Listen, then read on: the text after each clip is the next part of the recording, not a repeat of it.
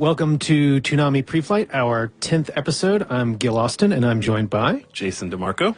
And today we're going to talk about Outlaw Star, our question of the week, which is your favorite spaceship, or our favorite spaceship. Yes. We will not have a Bloom Room this week. Sadly, Steve is selfishly taking a vacation, but we will have a special segment from Dana that we'll talk about in a little bit. And we'll get to a little bit more fun stuff. But first, we wanted to talk about an announcement that came today. I think it was last night, our time, which would be, the morning Japanese time. But it was announced that there's going to be a new Dragon Ball series called Dragon Ball Super.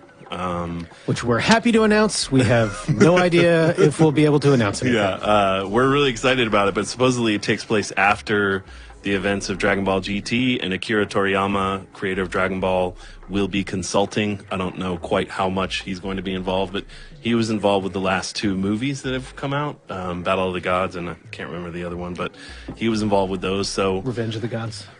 So we're obviously, that's huge news. We're excited, and we have no idea if we'll be able to show it or afford it or get it, but obviously it's something we're going to be looking at very closely. And if you guys didn't know about it, go look it up. Dragon Ball Super, very exciting news. Premieres in July in Japan. No simul-dub has been announced, but so everyone send in one crisp dollar bill each to Toonami, care of Kickstarter for Toonami to get Dragon Ball Super. No such thing exists. Please do not send us any money. We will have to spend it and not put it into Toonami in any way. We'll get a pizza. But I think we can move on to our first topic. Yeah, so we'll start off talking about, we've run out of Toonami premiere episode shows, so now we're talking about previous shows, and today is going to be Outlaw Star, which we showed back in '01, if memory serves. Oh, man, I might have been earlier than that. I think it was more like 99. But Toonami aired it, and then Adult Swim aired it, and then the internet sucked it up into the netherworlds. So unlike previously, we're not talking about a specific arc or where we are in the show, because obviously we're not airing Outlaw Star now, but just generally speaking, we're going to talk about our thoughts Outlaw Star. I had not seen Outlaw Star in probably since Adult Swim stopped running it. I don't think I necessarily would have. Maybe when the DVDs came out. I have the box set. I watched that once. But I'd forgotten how much I liked the show and sort of how fast it starts kicking ass. I remember when when we got it. It was actually one that was not on our radar, that was suggested to us by our friends at Bandai, and Thanks, Bandai. And they said, if you like Bebop, you guys should check this out, and we loved it. I do remember you liking it a lot, and other team members really liking it, and I also remember when it came out how it was somewhat unfairly eclipsed by the popularity of Bebop. They share some very surface similarities that if you don't know anything about either show, you might say, well, these shows are the same, but they're actually completely different. Have a ship that's the name of the show, and they have a couple badasses, but I mean, Outlaw Star is way more. There's a Western influence in both of them. Yeah, it's true. Yeah. I think Outlaw Star being more of like a straight up space Western show. I mean, the weaponry and everything else. Yeah, and neither one, the frontiersman ship, and neither one is a space opera. Both of them are more about small stories, and the outer space setting is just, it's really a vehicle by which they tell stories about the characters rather than some grand. Outlaw Star actually has a more grand underlying storyline than Bebop, which is pretty much all just about people. And Outlaw Star has the storyline about the galactic ley lines, which is a thread that runs through the whole show that they go away from and then return to. Right. But Outlaw Star has way more comedy.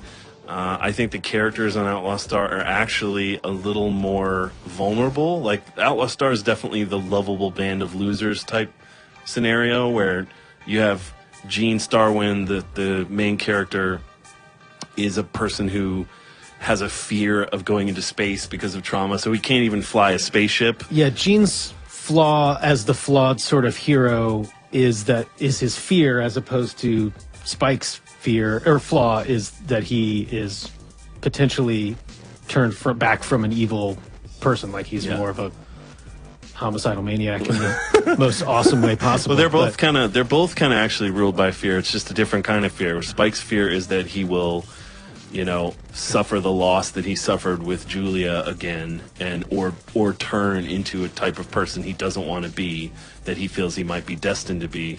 And Gene's fear is that he's not going to be able to live up to the image of himself that he wants to project into the world, which is a competent badass who doesn't need anyone. And obviously in the classic Han Solo mode, he is a badass, but he's also kind of a screw up and definitely needs all the help he can get. Right. With the little daddy issues thrown in. Right. And to me, that's a very American type of character.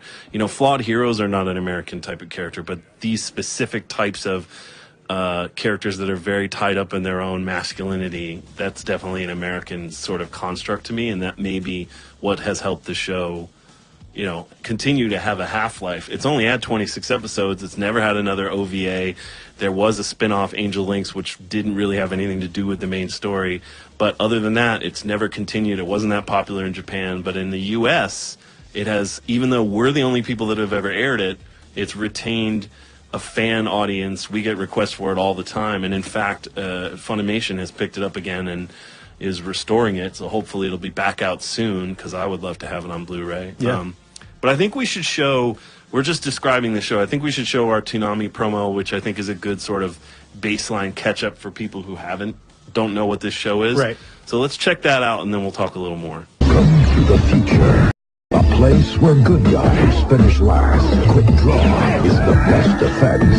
And your wits are all you can count on. A future where one treasure is coveted above all else. Legend speaks of a galactic ley line, offering the ultimate power of the universe to those who seek its glory. Utilizing the latest technology, a living starship has been built with the power to find the galactic ley line. By twist of fate, it has fallen into the hands of an outlaw. An outlaw named Gene Starwind. Luck is about to change. Together with his crew of bounty hunters, he will take to the stars. All Star. Premiering Monday, January 15th at 6:30. Time to roll the dice. All playing Toonami. Yeah, I think that was cut by Johnny. Yeah.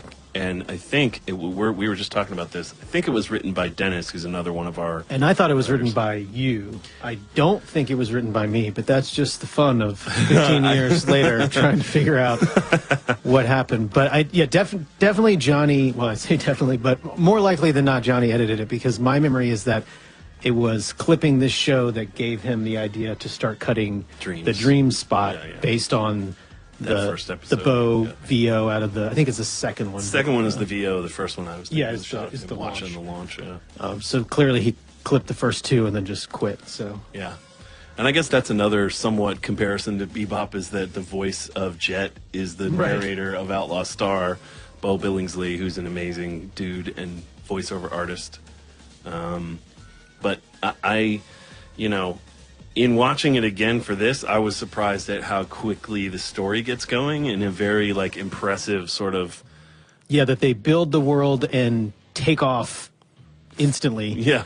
And that do a really good job. I mean, it's sort of a tale I think you've heard before, so there's not a lot of necessarily surprises of where it's going. Yeah. But the way the ensemble's built and the way that they add people in and take them out, I think is really well done. Yeah.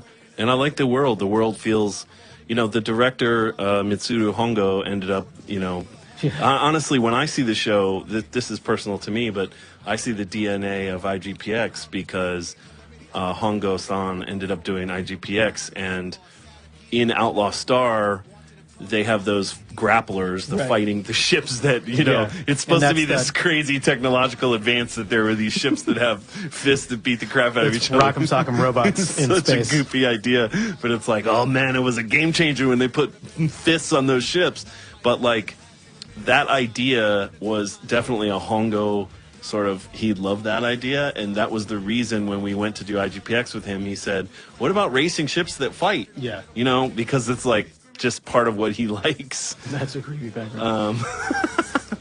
And so for me, I see the DNA of IGPX in there. Did you talk to him at all about Outlaw Star when you guys were making IGPX, or was that not? No, we did all the time. I mean, it was a point of common. He's a very shy, unassuming guy. We were fans. We let him know we were fans. For him, it was almost more work for hire because he didn't create the story, and he wasn't the guy who drew the manga. He was just the director. But he put a lot of himself into it, and it ended up being very much a Hongo show. And I think a lot of the comedy comes from Hongo because he worked on Crayon Shinchan before Outlaw Star. And I think the comedy of Outlaw Star is one of its bests. It really flows very well between comedy and drama in a way that very few shows are able to do. And ass-kicking and sweet weapon design and fights. And, I mean, that's the other thing is you have spaceships, you have magic, you have ninjas, you have samurai, you have Wild West showdowns. I mean, it's like sort of mashing up popular culture from both Japan and the U.S. all together into one package, and I think usually it works really well. There's a few dud episodes of like... Yeah, I mean, it takes off amazingly well, and then it sort of sags in the middle, slows down a little bit in the middle, and then really kicks ass in the end. But yeah, not a bad 26er. No, and the fact that again it still has a fan base speaks to how well they drew that world, And when we showed it on Toonami, it did well. I mean, we had to edit the show.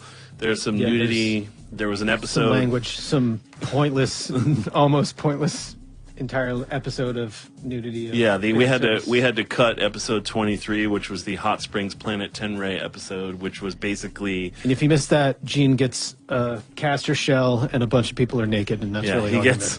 The whole point of that is he goes to get some caster shells for his gun before they move on to the final push to the Galactic Ley Line, which is the end game of the show. But I mean, I think you need to unwind a little bit on a bad planet before you go into the final. But battle. You want to make sure everybody's loose and prepared. There was so much nudity that we couldn't even do the fake bikinis or whatever. It was it was insane. So that show, and fun fact, insider Cartoon Network fact, that show was the first show that after that show we started having to run all our stuff by standards and practices. Prior to that show, which is pretty bananas that before that we were the standards. Like, this doesn't feel like that should be right. Prior to that, there was no standard, and we were just doing what we thought based on previous standards. And ours was totally on. The only reason why it was an issue is somebody accidentally ran the unedited one. Where he says, son of a bitch. And then it came out, and it was like, wait. For how many years? Yeah. This is what? And they found out we had been doing our own edits for like 4 years, and they were like, oh, hell no. So then from there on out, it totally changed everything, which is why you didn't really see lightly edited or that same degree of the way we edited going forward, because they sort of took it over. Yeah, and the money sort of... And the money dried up sort of at the same time. $200,000 to edit a 26 episodes. But yeah, so Hot Springs Planet Tenrei was cut, and then the show aired on Adult Swim very early in Adult Swim's life, like we're talking 2000. So we did right by it, and hopefully maybe one day we'll bring it back. I really like it, and I have no idea how it would do being old, but I still think it has a lot of appeal and interest in the fan base. It's one of those shows like Dead Man Wonderland that just sort of wasn't popular in Japan, but the U.S. audience connects with it more.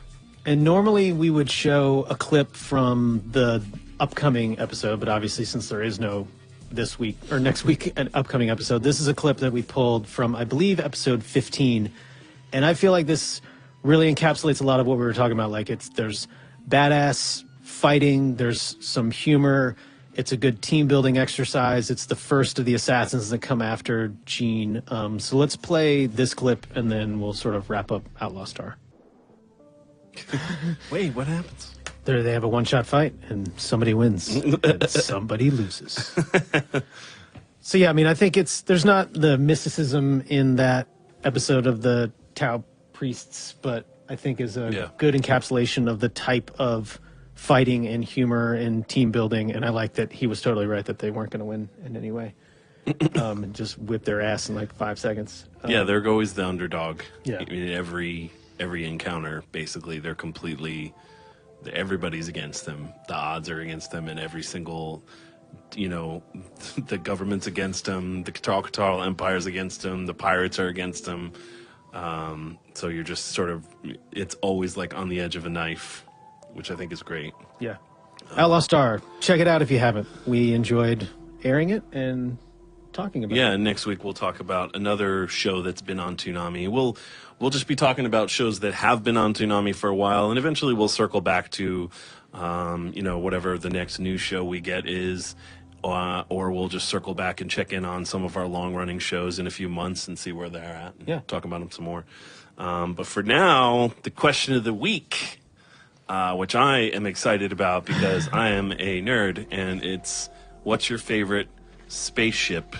Which ended up being a popular question, which I'm happy about.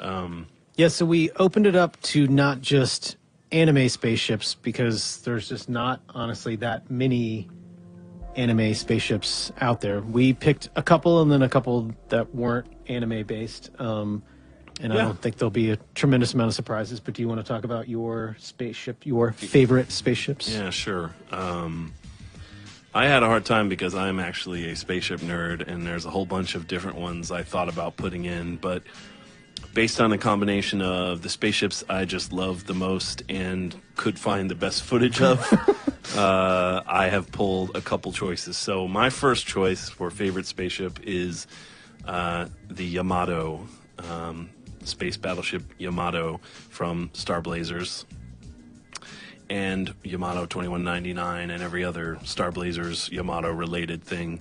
I love the fact that it's an old Japanese warship that has been repurposed because they had nothing left, and they built it up, and obviously its secret weapon is the wave motion gun, which can sort of destroy entire fleets or entire worlds, which it's somewhat of a plot breaking thing, because it's like every fight you're like, well, why don't you just use the wave motion gun? But they do a good job of making it like it takes forever to warm up. They got to get it to fire. There's always episodes where it's not working, so it's never like a sure thing, but that's the, obviously the big weapon of the Yamato. But I just love the fact that it's an old battleship, and I think that, obviously Matsumoto Leiji, or Leiji Matsumoto, depending on how you want to say it, a lot of his shows, Captain Harlock, Galaxy Express, they all have spaceships that are actually ships, which I think is a really cool, weird thing that's super 70s. Yeah, like fundamentally probably not the greatest spaceship plan. I don't know that it really matters. It depends. I mean, we'll talk more about this, but if you're in space, there's no aerodynamics don't factor in. There's no drag. So your ship could be a cube. It could be a Borg cube. So, but there's no need for it to look like a ship that would float in water either.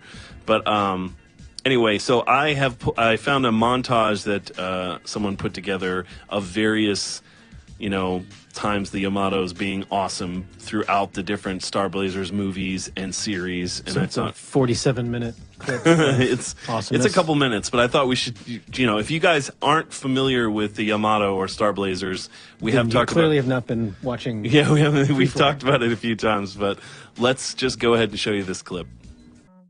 Pretty impossible to front on Yamato, Argo. If you hadn't already told me that I couldn't pick it, I totally would have picked it. Yeah, I mean, and it's got laser cannons, missiles, torpedoes, wave motion gun. Tremendous amount of refitting work required to get it out of the water and into space, but definitely worth the effort. And as someone who likes ships, I just like the beautiful design of a battleship anyway. So my second choice is probably not going to surprise too many people, but I went way back again to the Giganto, or Giganto, however you want to say it, from Giganto. From Sabado Giganto, from Future Boy Conan, which is Hayao Miyazaki's first show that he directed and wrote. Obviously, many Miyazaki movies, particularly the early ones, but also Howl's Moving Castle and some of the later ones, have these giant flying fortresses. He was obsessed with aircraft, particularly of the World War II era, and he obviously loved this thing that was called the Flying Wing, which was basically a giant bomber that was in the shape of a wing. And I can't remember if that was a German or an American plane, but It was Indiana Jones plane. but he clearly became, he clearly was influenced by that, and many of his giant flying ships, particularly in Nausicaa, in his early work, look like they were descended from that giant flying V. So in the show, the Giganto is sort of the ultimate weapon, because basically Future Boy Conan takes place in a post-apocalyptic world where man has basically destroyed the earth and slowly has rebuilt society back. And the city, Industria, basically they're starting to get to a point where they want to go conquer other places. And Conan and his group of people want to stop it. So Giganto is the last of the ancient warships that the main bad guy of this show sort of resurrects, and Conan wants to destroy it before it can dominate the earth again. So what I have here is a little clip of just the launching of Giganto, just to show you how huge it is. But I think it's a beautiful design. I love how it looks like an old World War II bomber, but it also looks sort of futuristic and very much in the vein of Miyazaki's designs that he would use in the future. So this is Giganto. I love that. It's like the smallest gun is like, oh yeah, where that place we came from? And like shoots one little thing and knocks off the top of a building. There's only one gun on the whole ship. But yeah, it's not, obviously it's an airplane. It's not technically a spaceship, but, whatever. Sure. I just had a battleship that was in space, so. So that's the Giganto, whatever. I love that ship. Big plot point in Future Boy Conan. And then finally, I wanted to pick sort of something non-anime, and there were so many to choose from, but I decided to go with one that has been one of my favorites since I was a kid. And in fact, I wanted to show the commercial that I remember seeing as a kid after I saw the movie. So the B-Wing fighter from Star Wars, I think first appeared in Return of the Jedi, along with the A-Wing first appears in Return of the Jedi as well as a couple other types of ships. But I remember immediately seeing them in the film and being like, what is that? Because again, it looks like a wing with a cockpit attached on one end. It's very asymmetrical.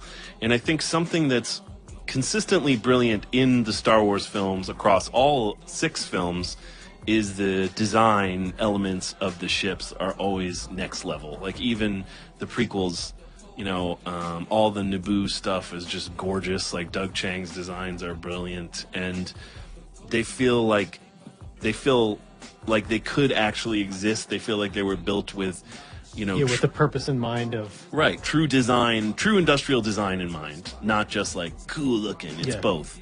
And I think that again, since we mentioned this before, when you're building a spaceship, it doesn't necessarily need to be aerodynamic if it's going to be flying in space all the time. I've said it a million times. So I think Lucas very wisely, from the Millennium Falcon on, had a ton of asymmetrical design elements, which became sort of a Star Wars signature. Cockpits that are to one side, wings that, it's only got one wing, stuff like that. So the B-Wing to me is a prime example of that, and I absolutely fell in love with it when I saw it in the theater as a kid, and immediately was hoping they would make a B-Wing fighter toy, and then saw this commercial on the TV. Let's show that. Kenner to the rescue. The galaxy explodes. The rebels return. You can relive it all with Kenner's Star Wars Return of the Jedi Collection. The fleet's diving in a hyperdrive. Got it moving. New B-Wing fighters and B-Wing pilot action figures, each sold separately, batteries not included. Asteroid belt, lowering wings, hold on tight. Our laser cannon. Yeah. Gyro cockpit stable. Now for some evasive action. We're home free. New B-Wing fighter and B-Wing pilot action figures, each sold separately, from Kenner's Star Wars Return of the Jedi Collection. Yeah. Did you have a B-Wing fighter as a young pup? I did. I saved up my money and got my B-Wing fighter, and I was super psyched about the wings that You could popped. spin. And the gyro thing broke very quickly and ended up just being the cockpit was stable in one position. Yeah. My brother had one, and it was until watching that commercial, I'd forgotten you could pivot it because it was like 9 seconds out of the box, and it was like, nope, can't do that anymore. Yeah. But I absolutely loved that ship. I don't know that, I don't know. I haven't read enough of the Star Wars lore to understand the difference of why that design exists versus the Y-wing versus the X-wing versus the B-wing.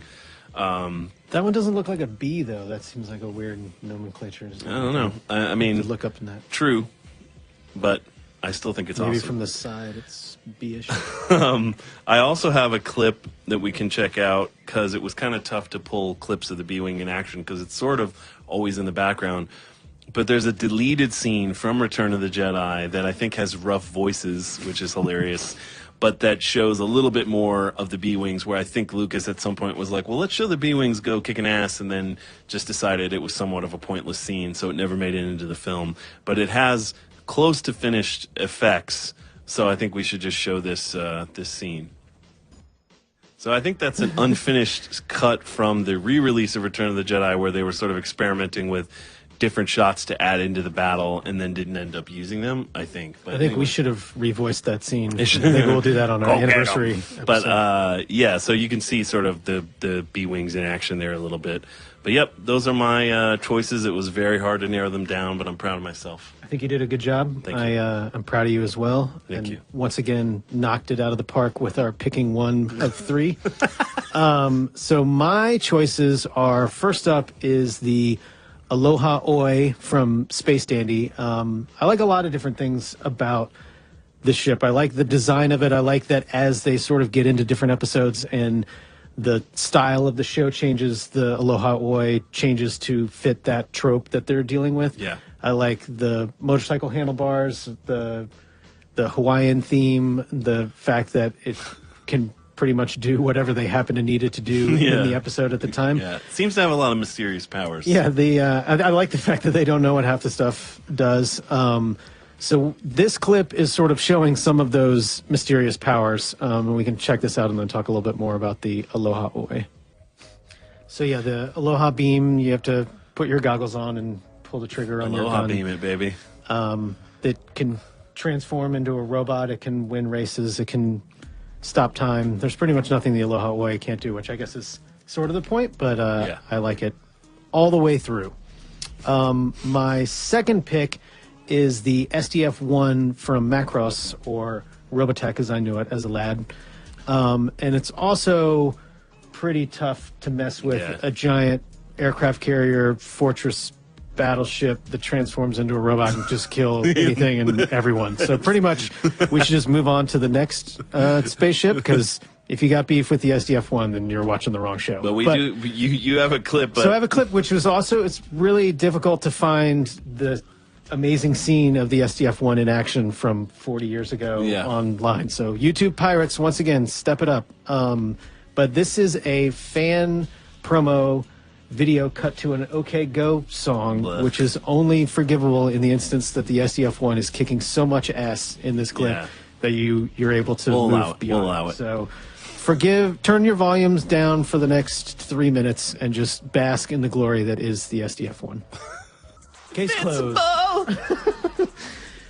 Fairly invincible, pretty tough to mess with. Yeah. If you have a centipede trackball style targeting system, I think you're pretty much indestructible. It's really disappointing that it's 6 years after the fact. We should have, as a people, been done with our first SDF-1 in 2009, and we still are not even anywhere close. Well behind. Our military-industrial complex is really lagging in the alien technology acquisition department. Agreed. But SDF-1, Macross, solid choice. Check. So my last pick is also from Star Wars and also is impactful to me as a child, and pretty much was burned into my brain from the beginning of A New Hope. Watching it, it pretty much exploded my mind and heart in the possibilities that were to come. So we'll play this clip and then we'll talk a little bit about the Star Destroyer. Heavy. So obviously didn't look exactly like that in 1977/1981 when I saw it, but pretty impressive design, cannonry. I think that same sort of flying wing design, but writ large in the actual flying through space and destroying Star Destroyer, a little bit of a misnomer name-wise, but I think we're willing to cut them a little bit of slack. We got this when we were doing a bunch of Lego shoots. We got this to make. Oh, we got the Lego set of the Star Destroyer, and it was impossible to make. Not literally, because Dennis actually did finish it, but it took about a week before he just gathered everything up and took it to his house and built it over the course of a year, because it was, no, I need the 4x16 gray piece, not the 4x14 gray much piece. Detail. It's like 9,000 pieces. They're all gray. They're all one image off. It's before they started doing the bags. They were like, build this bag and this bag. It was just one giant hefty bag of gray pieces that needed to be super glued together to hold all of its awesomeness together. But its own weight. It would collapse. The pieces wouldn't stick because the weight of the sections. It's just that dope. Yeah. Too much dopeness to be contained. I think that's an unconventional choice, though, actually. I think so, too. I don't think many people would. I think you're gravitated towards of all the ships the in Star Millennium Wars. Falcon. Oh, well, sure, of course. But I think as a ship, like that, it's more about the people and the feelings that it gives you. But in terms of like raw ass-kicking power, I think the Star Destroyer spoke to me initially because it was off the top of because you're evil, the show, and then I'm because you identify with pure the evil oppressor. Yeah, right. I mean, and then you get into, is the Death Star a spaceship? Is it a small moon? Is it a... Anyway, we get into a little bit of semantics here. But it's hard not to talk spaceships without getting into semantics. But yeah. So for hour 6 of our spaceship show, we will get into slightly more detail. All right, so let's go to the let's see what the Adult Swim Facebook top 5 spaceships were. The Planet Express Futurama ship. That's a great ship. Yeah, I love that ship. Definitely. That's an awesome ship design in a classic old school 1950s way. I don't know how to pronounce. Is this Dyke Ship? Dyke Sheep? Dyke Sheep? Dyke Sheep. Dyke Sheep. That's from Aqua From Teen. Aqua Teen.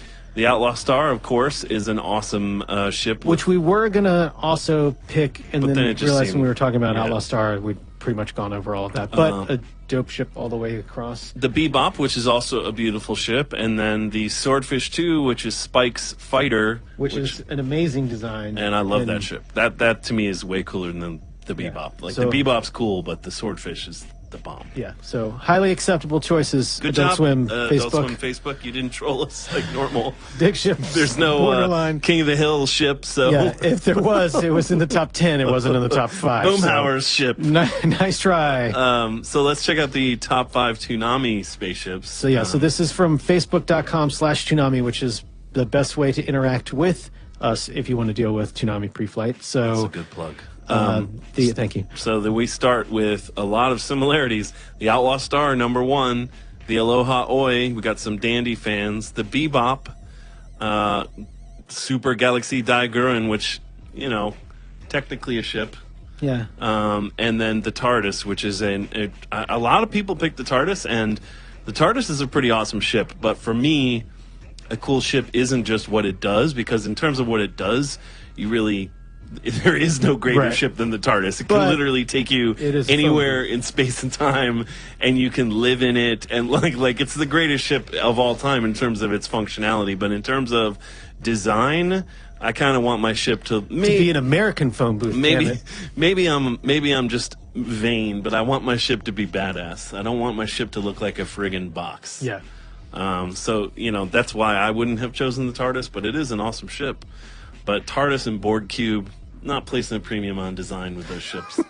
But thank you for everybody that sent us your favorite ships. We will have another topic in the next couple days that you guys can go to our Toonami Facebook page and comment on, and we'll be talking about it next week. But in the meantime, I think we should just keep it moving. Yeah, so this will be our sneak peek look at this coming week's special interstitial, which, as always, slight disclaimer, sometimes not always, runs in the first commercial break of Cowboy Bebop. This is for the Valley of the Yeti add-on to Far Cry 4, which came out a little while ago, and we played the ever-loving we crap out had of the it, review sort of ready, and then it sort of got bumped around a little bit, but This was a fun game, not entirely. Well, let's run the let's check out the actual spot review and then we'll before talk we totally about it. spoil everything, Yeah. and then we'll talk about it.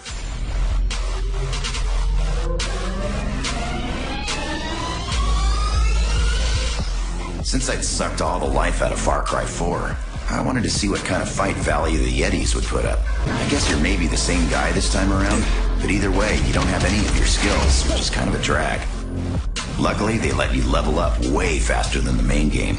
Basically, this game is about survival. Survive long enough to get better weapons, and then go get upgrades so you can survive waves of attacks. The game's not very long, only a couple of hours, and I missed some of the sneaking of Far Cry 4. But it's a pretty fun shooter, and the Yetis are no joke. If you love Far Cry, it's worth a look for sure. Toonami gives Valley of the Yetis for Far Cry 4 a 7.5 out of 10, and a die.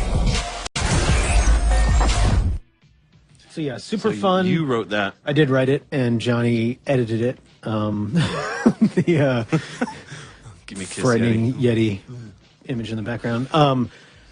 Yeah, I do miss a little bit of the sneaking around of Far Cry and the capturing of the bases, which is probably my favorite part of the Far Cry games. But as just a jump in a vehicle and go kill everything game was pretty tough to front on. The co-op was a little weird, but only because we didn't really pay attention to the disclaimer they give you in the beginning, which is saying your progress isn't going to be saved. It's just your experience. Yeah. So I played in Jason's game for about 3 hours and then was like, okay, cool, I'll finish this up on You mine. And I started mine, over. and you're the dude who's sitting by the plane at the beginning and you pick up your thing. But in terms of a downloadable add-on, which I'm always somewhat skeptical of, I think it delivers a pretty good bang for your buck. Like, I think it's about 5 hours worth of gameplay, which is pretty solid for a DLC.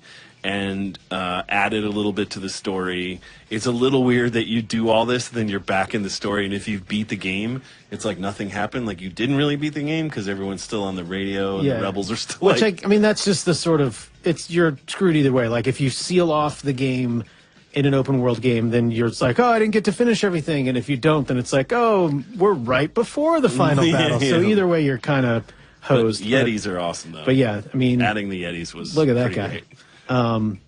And guns are good. The fact that you go out and you can capture guys and their guns, and that there's a progress and you can sort of fly through all the levels is pretty fun. And the fact that it's like every night that you sleep, they come and invade you, and you're trying to build up your fortress to a stronger. Well, your camp. And pretty fun game all the way around. If you don't already have Far Cry 4, I don't know it's necessarily going to get you to go and buy the game and play it, but if you already have it, particularly if you've already paid for it in the season pass, you should download it and check it out. I mean, So Far Cry 4 is well worth playing. I think it's the best Far Cry to date for me. And as an open world, basically, I think Dana called it Skyrim with guns. Right. It's not quite that, but it's not pretty as great close. as that sounds, but it's pretty good. It's pretty close to that, though, and a super fun game. So just really go get Far Cry 4. And get the bow and arrow, get the grenade launcher, and you're set. And if you like Far Cry 4, then get this DLC. For sure. So next will be a hopefully one-time segment We on both know that's not going to happen. a rare oopsie segment. So let me set the stage here. So basically, thankfully, Toonami fans are a super eagle-eyed group. And this past week, we aired episode 12 of Kill la Kill. And there is a post-credit scene that's about 2 minutes long that does reveal an important plot point. And I have no idea why the original creators chose to tack it on to the end, but I just think in Japan they can experiment a little more, whereas in the US things are formatted in a much more stringent fashion for air. So I initially was made aware of this by Toonami fans, so thank you guys, and please always keep doing that. That's what allows us to do stuff like this and hopefully fix some of our mistakes when we make them. I had thought it was Aniplex delivering the tape to us without it, but it turns out it was our own company's fault, the guys in Master Control who, when we get shows in, the only people that really watch all the episodes are us and the editor, and then S&P, Standards and Practices. Right. Otherwise, there are so many shows coming in. Everyone who's working, say, in Master Control or Program Edit or the different departments, they don't have time to watch every single episode. So when they're told this show usually is formatted like this, that's just what they do. So what happened was somebody didn't realize there was this ending scene. They weren't made aware of it. We didn't know about it or forgot about it, and they just lopped it off like, oh, well, that's not necessary. And unfortunately, it was. But it's not Anaplex's bad. It's our bad. But not our bad. Not our bad, but our network's bad. So in any case, to make up for that, we're going to show you guys this scene that was cut. We're also going to put it on the Toonami Facebook and Tumblr. And we'll give you $5. So you can tell everybody you know that was like, what's this scene I heard about? They can watch it in all these places. And hopefully, like I know that Inuyasha, the final act, has a special sort of ending. We're going to, do our best to pay attention to all those different things and not cut stuff off. It's complicated. So let's just show this scene from Kill la Kill. So yeah. Oopsie. Yeah, I want to go around talking and say things like really loud and all of a sudden have words floating behind me of whatever I'm saying. We could probably work that out in here. I don't know if Lunchtime! So, sorry about that. And guys, if you see stuff like that in the future, please continue to do what you've been doing and let me know. It definitely does help and allows us to give you guys the full service experience that we want Toonami to be, because we care. It's true. So, moving on, we have this week's fan promo. Every week, we ask you guys to submit a fan promo and cut yourself and, edit it yourself that's to some sort of Toonami show or a show you'd like to see on Toonami. And this week, we have one that I think is really cool. It's basically a criminal threats. So, very much so. The audio is a little rough, but the editing is great. And this one seems to focus more on American cartoons that have aired in Toonami, and then it's got some clips from Motor City and shows that haven't aired inside Toonami, but feel like they could. And I totally agree Motor City could have aired in Toonami. It's a good action show. So here's a Criminal Threats from SZ Productions 1. Schizopolis 1.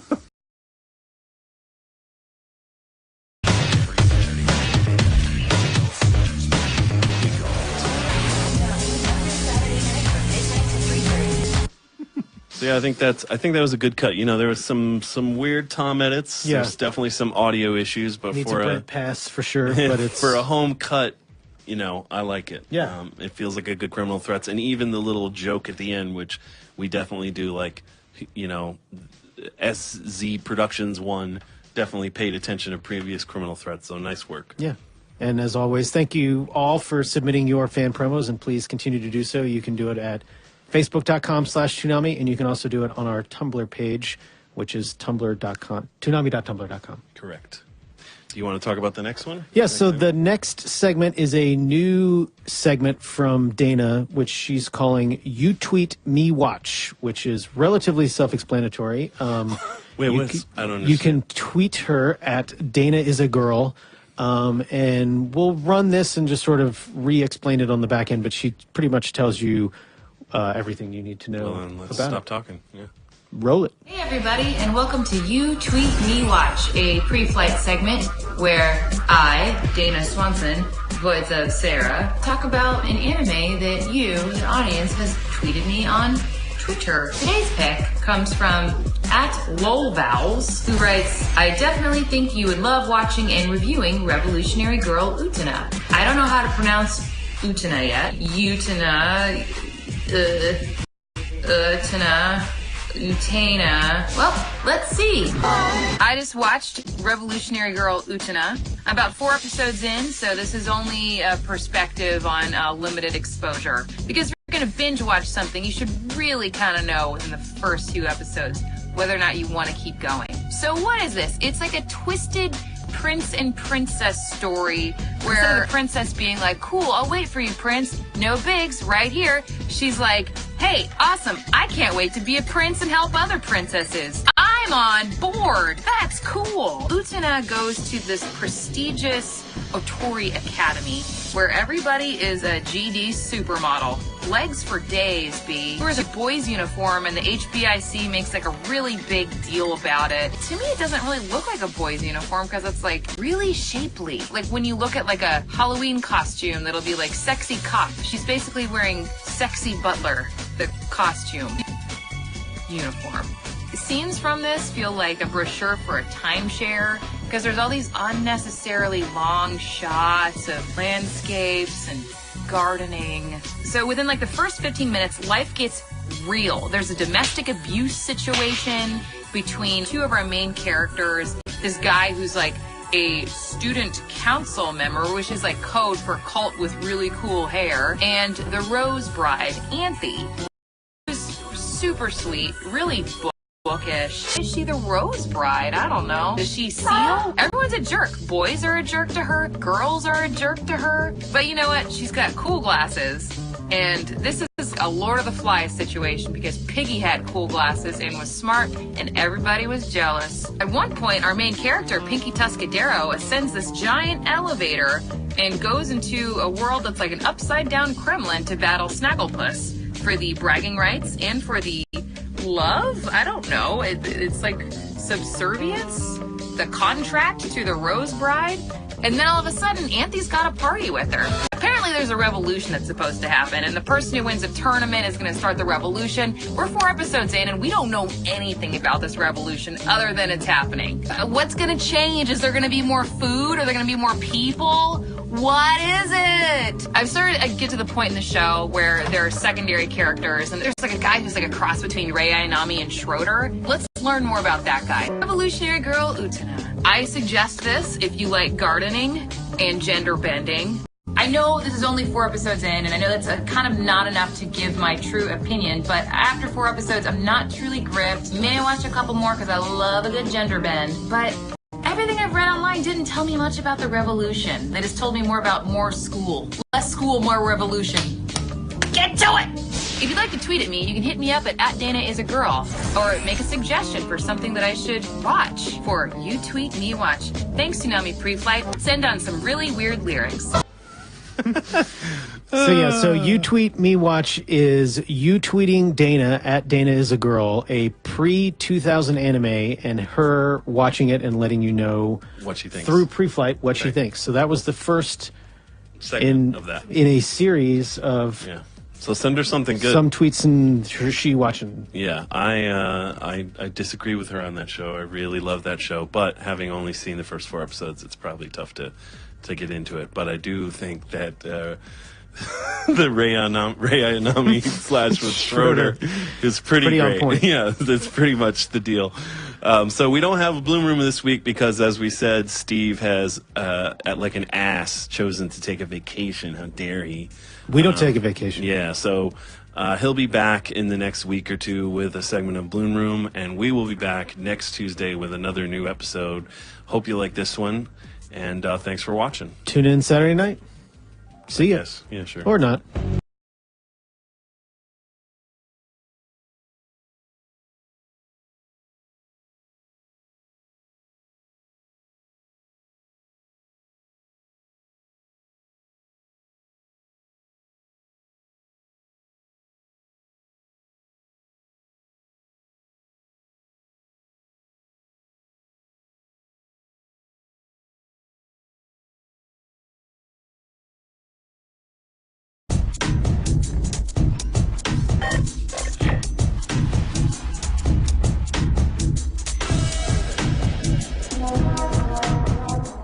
Hey, everybody, welcome to another episode of Toonami Preflight. We were going to say it at the same time. No, it's on 3, 2, 1. Toonami Pre...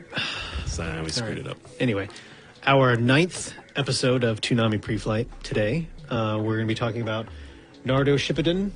Our favorite animation directors changed up midstream from anime directors. We'll talk about that a little later on. We've got a Bloom Room. We've got fan promo. We got all sorts of fun stuff today.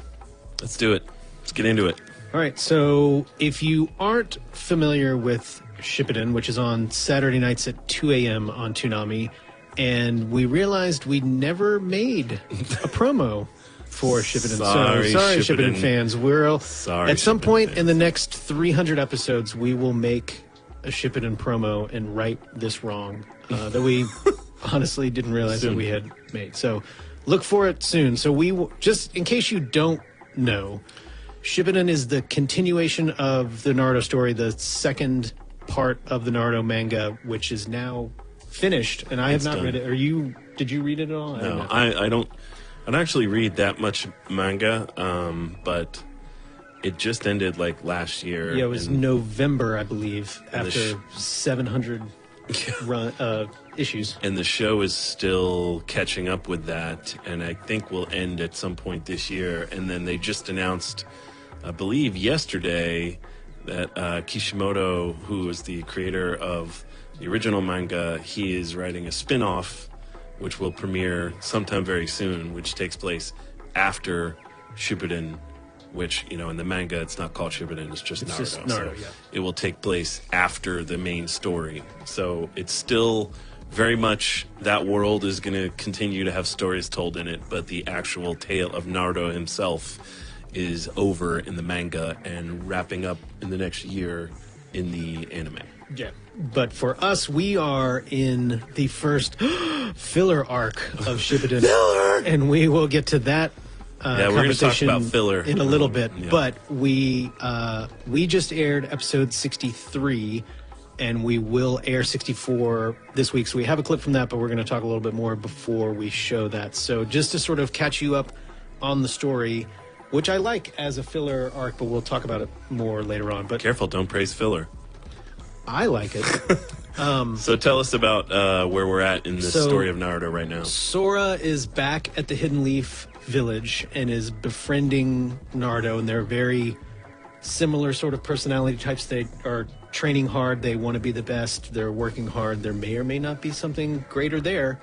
So at the end of 63, Sora is told that his father was killed by Asuma.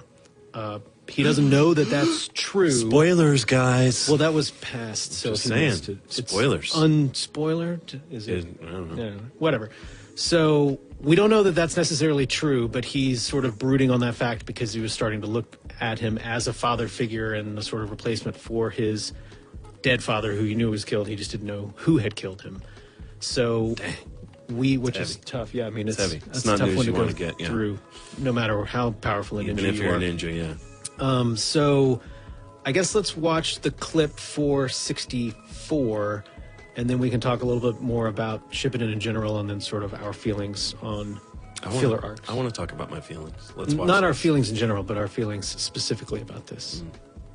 That I guy. don't think Tsunade brought him in for tea and sandwiches. No. When you walk into a room and the Inception hits, you're not about to deliver good. It's not going to be like, I got you those ho-hos you asked for. It's going to be like some potentially bad news for Dunzo. Yeah. I want to get an Inception Brahm whenever I walk into a room, just for everything. Just a sting that you play every time you walk in. I'll see if we can work on that. So that's a clip from the upcoming episode this Saturday night. Yeah, so that's this Saturday night, and we're in the middle of the 12 Guardian arc, which is not canon to the manga, which is a filler arc, but I still like it. I think it's cool. You're I not think allowed it's to a like cool filler. Forget it. story. I know that now I'm going to be stoned to death. Well, outside my let's. house. So I think we should talk about a little bit of both Naruto, or the history of Naruto on Toonami and Adult Swim, and then we can talk a little bit about filler. Okay. So I mean, with Naruto, we always loved Naruto, and honestly, it is probably the most popular show that ever aired on Toonami next to Dragon Ball Z. Like, I think that's pretty much a given. We've had other shows that achieved a lot of popularity, but in terms of really sort of being quite a hit show that achieved some wider pop culture recognition. For a long period of time. Yeah. And in the years where Toonami was slowly being sort of whittled away and eventually was canceled, Naruto was like one of the last shows that we had that the network still felt strongly about, and really just no matter what else was going on with Toonami, they always made sure we had new Naruto episodes, and they had plenty of marathons, and I think Cartoon Network at that time was having a little more ratings troubles, which is always when you see networks do stuff like marathons of what's working, like, you know, like we did with Dragon Ball Z. So I would agree with people that say we overplayed Naruto, but there's a whole subset of people, there's a conspiracy that says that Naruto killed Toonami. In other words, Personally. our over-reliance on Naruto limited the appeal of Toonami, which is crazy because even up to the end, we were trying all kinds of different shows, and it just wasn't catching. Now, some of that was due to us being on less and getting less advertising time and all sorts of other factors that... The internet. Thanks, internet. All sorts of other factors that, you know, happen when a show's...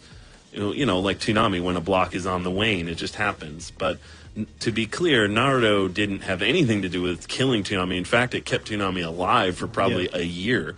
Probably Toonami's entire last year that it was on the air before it came back, it was kept alive solely because of Naruto, pretty much. Yeah, the real reason... No, I'm just kidding. The real reason is people stopped watching, and now it's really the beginning and the end. So that's sort of... So when we came back, we had the option to pick up where Naruto left off, the original story. We wanted Shippuden immediately when we first relaunched Toonami, but at the time Disney XD had the rights, and Naruto fans yelled at us, much like DBZ fans did, like, why don't you guys have it? Which we literally couldn't get it. And then Disney basically sat on it for a year and waited out the contract to prevent us from getting it. So we finally have it. And we waited them out. And now it's done pretty well for Toonami and continues to do well, and it's a show we've always liked and will want to continue airing.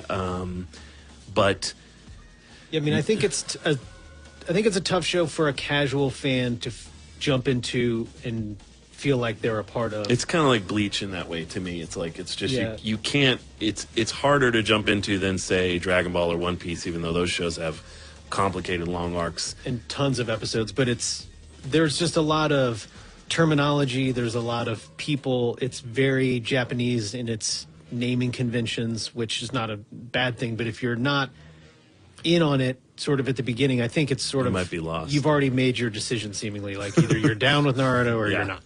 And right now as you've said, we're in a filler arc, which for those of you who don't, for those blessed few of you who might not know what this means, filler is a term that has only really come to be used commonly by anime fans in the last 5 to 10 years. And it refers to basically a lot of anime are based off of manga series that are created in Japan. It's a very common sort of thing. A lot of times these long-running manga, the creators of the manga will take a break because you can only crank out so much stuff. It's not like Garfield, like they want to take a break. Don't take shots at Garfield. I'm not, no shots.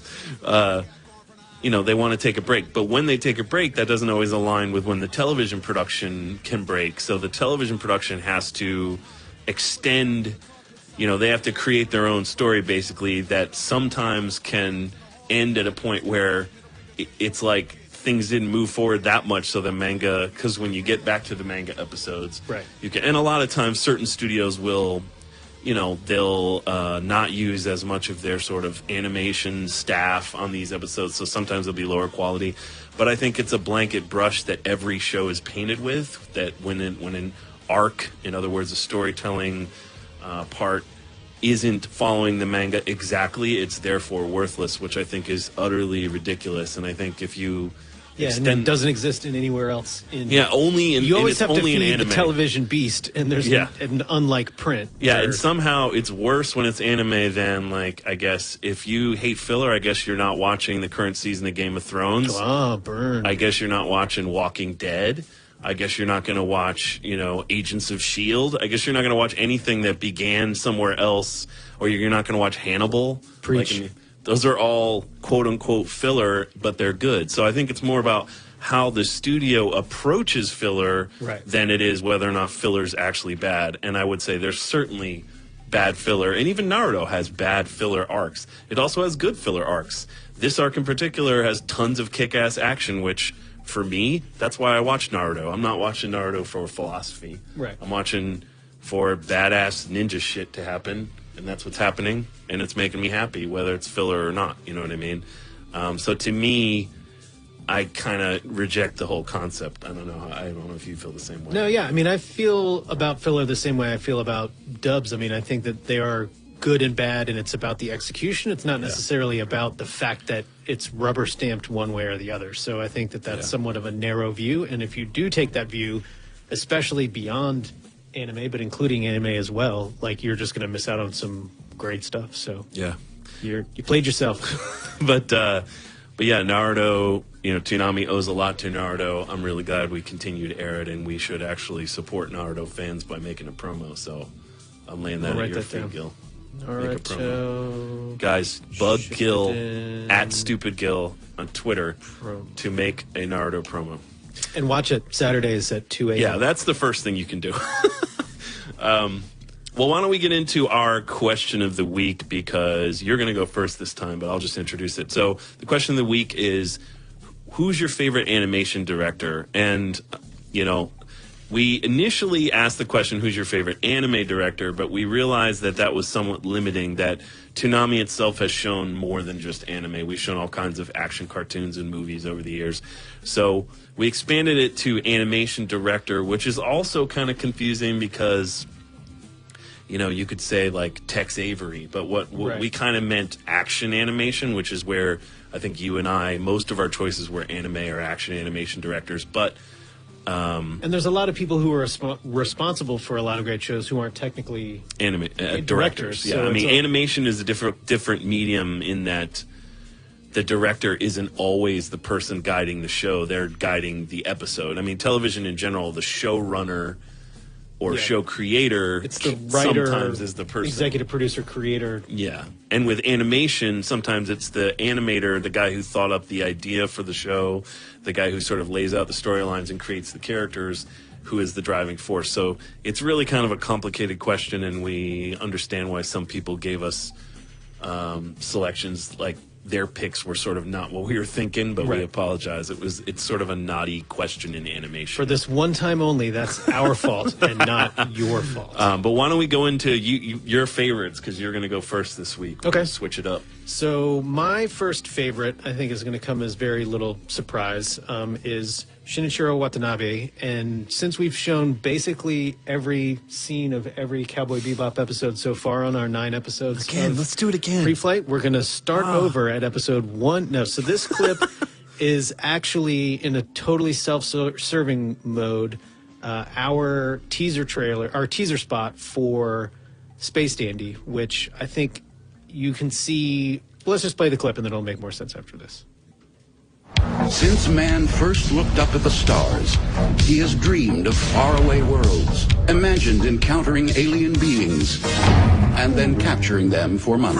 Alien hunting is a dangerous line of work, requiring cunning, stealth, and above all, subtlety. But no one's ever called our hero, but they do call him Dandy. Space Dandy. Flair for the dramatic, a love for the ladies, and one sweet head of hair. That's the Dandy way. As Dandy and his crew race through the galaxy aboard the Aloha Oi, they search for fame, fortune, and, of course, boobies. These are the tales of their adventures. From the creators of Soul Eater, Full Metal Alchemist, and Cowboy Bebop, Toonami is proud to present the world premiere of Space Dandy, starting January 4th at 11:30. Only Toonami on Adult Swim. So that was actually our long promo. I misspoke saying teaser trailer. So that was our actual trailer for it. But I think it shows a lot of the amazing fight direction and scene composition that I think Watanabe's known for. Obviously, that was a ensemble creator show and larger than, say, a Bebop look or Samurai Champloo. But I don't think you can have much argument. No, I mean, you know, the breadth of his career is pretty much unparalleled in, you know, modern sort of filmmaking in terms of anime shows. Like, he's just hopping around. He does all kinds of different genres. He even Space Dandy is just an interesting idea on paper. It's just that I'm going to give each episode to a totally different creator and let them reinterpret what I've done. Like, it's just cool. Yeah. And I think to do that, you have to have the confidence of somebody that has a very firm idea of what they want and their vision, and that's what makes a good director. And that's why Bebop is so good, and that's why Champloo is so good, and that's why all of his shows sort of stand out from really everything else that's out there, and why he's justifiably hailed as a visionary. So no argument here. Sorry, buddy. Oh, all right. Next time. So I don't think we're going to fight about the next one either. Sorry. So my next pick is Brad Bird, and we were talking about Iron Giant 2 episodes ago, sometime in the past. Yep. And so recurring themes. This clip is actually from The Incredibles, and it's incredible. It is. This is one of my favorite moments in the movie, and we can just play this and talk about it in a second. Nice work, Dash. So I just really like watching little kids get punched in the face. That's why I like Cool. that clip the most. Yeah, I knew that about you. I think that, I mean, it's obviously, there's some great action, and the shots are laid out amazingly well. I like it as a storytelling device, too, that it's the Dash's sort of discovery of his powers and the joy that he's sort of finds as he's uncoupling all these powers that he comes across. And I think that it just as a overall storytelling device is pretty amazing for The Incredibles. And I didn't realize until I was looking it up this morning that him getting the solo writing credit on that movie was the first time that it happened at Pixar up to that point for The Incredibles. Oh, yeah, because their movies are so much about collaboration, But not that one. Well, I think when he came on board, they knew that. Yeah. I mean, he had done Iron Giant, and they already knew this guy knows what he's doing. Right. You know? And then obviously Ratatouille, and then moved sort of not beyond animation, but into live action with Mission Impossible. He's got his new movie coming out. Yeah, I mean, I think he's a great action director. I mean, Incredibles is the best superhero movie ever made, period. And I don't think there will be a better one for a while, if ever. But, and shocker, it's all original characters. Who knew? And I love that he does Edna's voice in that movie, too. Yeah, I just think that scene was very reminiscent of Star Wars to me. I mean, it's just somebody that understands... Yeah, what animation, good animation is a lot about kinetics and movement, and it's just somebody who understands movement really, really well. But he also understands character, and that's why Iron Giant and Incredibles are so great, because they are very much about they're saying something in addition to being great action movies, which is why when he moved on to Mission Impossible, I was kind of bummed, because not much you can say in a Mission Impossible movie, but I still even enjoyed that one, and I am definitely... Yeah, I mean, it does have good action. And I think he took that as a stepping stone to, like, show what he could do with live action, and he did. And so now Tomorrowland is really going to be his upcoming film, Tomorrowland, is going to be his first sort of real live action film that's his story that he'll be able to tell, and I'm looking forward to it. I mean, so far he hasn't disappointed me. Yeah. So he's definitely... Free pass, Brad Bird. Yeah, and he's one of the very few directors who can go between live action and animation and be good in either realm. So fine. Good choice. So, yay. 2 for 2. You're going kind of safe, but still. Well, I didn't know it was supposed to be a surprise for your favorites. It's supposed to be interesting. Well, are these not interesting? I thought we were having a good time. Just saying. So my third choice is is Bruce Timm, which I guess depending on how you want to cut director isn't necessarily accurate for Batman the Animated Series beyond the movies, but obviously he's directed some episodes, like 6 of them. Yeah, so he's not the animation director overall, but he's the series director, and I like Bruce Timm, so tough. So this clip is from his 75th anniversary Batman short that we actually aired on Toonami. Always worth revisiting. I think is a pretty good example of his why he's the best. dopeness. So let's check it out. I think Alfred mislabeled the tear gas. They're all just walking around there totally fine. It's the smoke bullets that we're supposed to be. You never want to hear someone needs every drop of your precious blood. That's never like a good sign for you. Yeah, I think that's probably an accurate statement, that those are the last words you ever hear. I don't think that's the introduction to a nice dinner. But I like that clip because it's such a good job of melding like the old feelings of Batman with the animation style that is the animated series. He obviously does great fight animation, tells good stories, has good characters, makes Batman look like the badass that he is. Highly enjoyable. I mean, he created the definitive Batman. Yeah. And then even created the definitive Batman reboot with Batman Beyond for me. So and not a bad Superman, which is... No, and I mean, obviously later in his career, he got more into just, he and Paul Dini, both, his writer, Paul Dini, basically both got into the, DC superhero zone where that's sort of all they did. But to my mind, though they did good work in all of those realms, I think that Batman remains his signature work, but he definitely has a very signature art style and through Batman, I think he had a huge influence on everything DC and Warner Brothers Animation have done since and continues to. Yeah, and as well he should. So yeah, he's a legend, and he's awesome. Yeah, good choice. So those are my 3 choices, and I nailed it. Good luck following those 3. I don't know. I think I did pretty good. Let's see. So now it's my turn, and Gil did have some pretty good choices. I have some sort of slightly different choices, although one of them's pretty obvious. So anyone who knows me is not going to have a hard time guessing that I would say Hayao Miyazaki would be my boring favorite director. One of my favorite directors, period, let alone animation. So for Miyazaki, I thought what we would do is, Toonami luckily has a history with Miyazaki. Cartoon Network has shown 5 Miyazaki films. We also showed Howl's Moving Castle, but it wasn't inside Toonami, although we did do the promo. So it's ours. Dibs.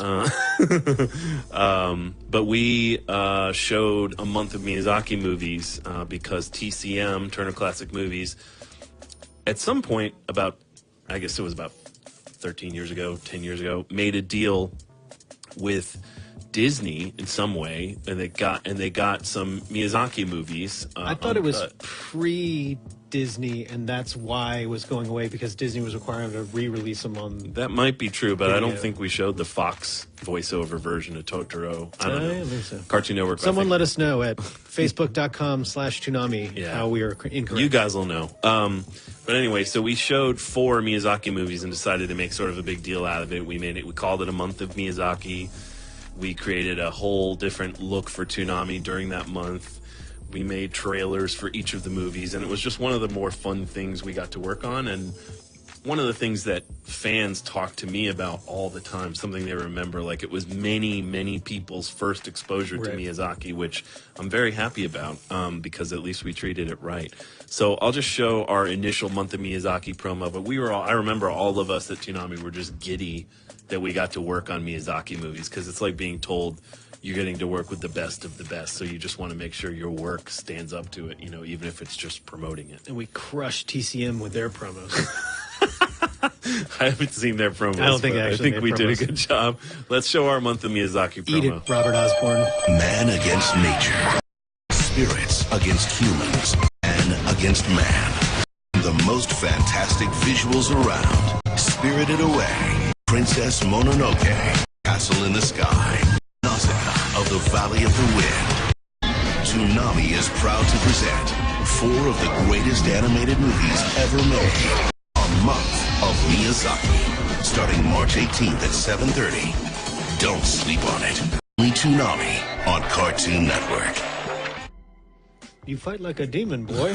So yeah, that was one of the, and people always ask us too, like, would you guys ever do that again? Can you do that again? And the answer right now is no. But we can't. If Toonami lasts another 20 years, it's possible that we'll come around, because maybe Disney will lose those rights. But I have a feeling Disney's in it for the long haul, especially after they bought Pixar. Yeah. And John Lasseter of Pixar is a massive Miyazaki fan, and I think he will, his influence... Have it written into his contract every 5 years. God bless him, because he's the reason that a lot of these movies are out in the U.S. with good Blu-ray editions, which they just, in fact, re-released. Finally, the Mononoke is out on Blu-ray. Like, a bunch of them just came out this last week or two. So thanks, Disney. But I want to show something that a lot of Miyazaki fans maybe haven't seen, other than maybe the more hardcore fans. And it really, to me, illustrates why I think he's such an amazing director of animation.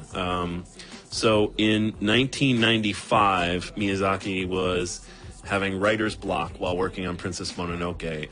His work process is very freeform. He tends to sort of have a general idea and work towards it while he's animating, which is very different from how a lot of other animation is done. It's very expensive and time consuming, but I think it's what allows his work to be so good. However, I think the downside is he can get stuff like writer's block, where you just have to shut down working on a movie for 6 months. Like, I don't know. Which you can only do if you're the man. Yeah, so he had to keep the crew working.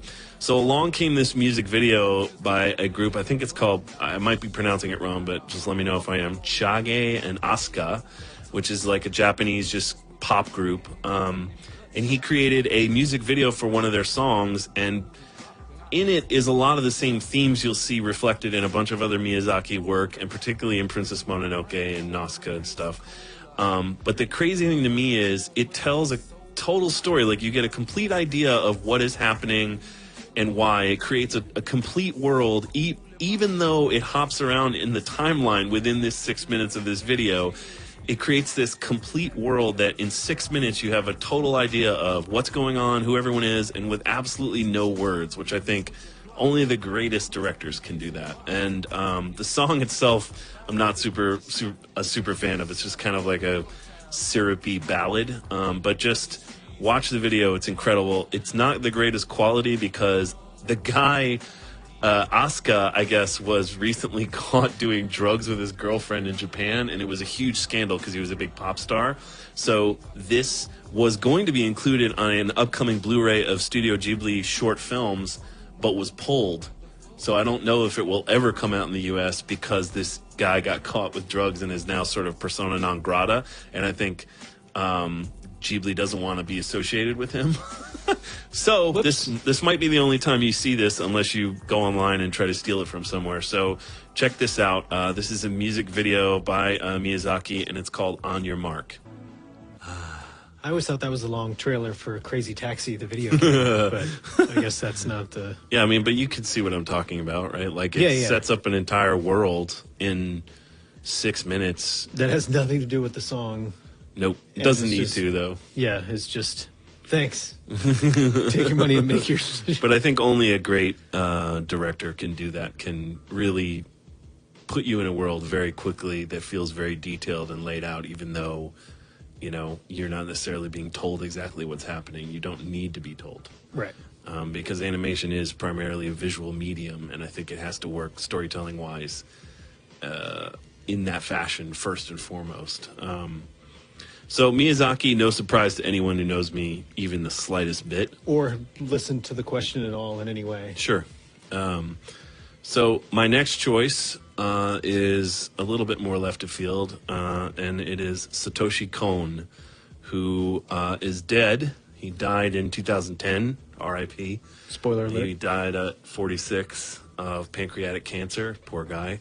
And it was a huge loss because in the realm of anime or of animation, he's one of the few directors that was doing really conceptual, really different work that I thought was amazing. And I was really, every time he had a new film, I looked forward to it. He was very much into the idea of the blending of reality and fantasy. It was sort of an ongoing theme of his. He started, basically, his first movie is not his best movie necessarily, but it's my favorite of his films. His first movie was Perfect Blue, which kind of made a big splash, and it's about a pop star, a J-pop star who thinks she's losing her mind and might be a murderer. So then after that, he kind of was catapulted into a little bit more success, and he did several movies, usually somewhat about blurring the line between fantasy and reality, but he did a series called Paranoia Agent, which we showed on Adult Swim. Right.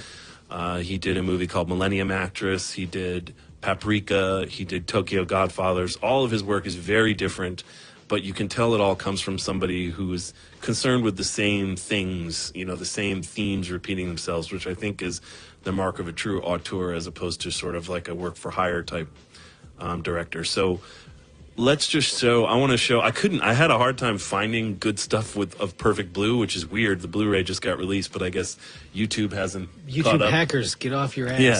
Yeah. So I'm going to show the UK trailer, and then I'm going to show another clip from a comparison between Perfect Blue and Requiem for a Dream, actually. So let's first check out the UK trailer for Perfect Blue.